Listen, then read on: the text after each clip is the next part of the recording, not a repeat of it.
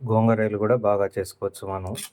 బాగా టేస్టీగా రావాలంటే ఫస్ట్ ఈ గోంగూర రొయ్యల్ని సపరేట్గా ఉడకబెట్టేసుకొని, రొయ్యలని అయితే సపరేట్గా కర్రీ చేసుకొని, ఈ కర్రీ అయిపోయిన తర్వాత గోంగూర సపరేట్గా ఉడకబెట్టుకొని, కొంచెం కారం వేసి ఉడకబెట్టేసిన తర్వాత దీన్ని రుబ్బుకుని పక్కన పెట్టేసుకొని, ఈ విధంగా సన్నగా రుబ్బేసుకున్న తర్వాత ఇంకా ఉడికే ఆ కూర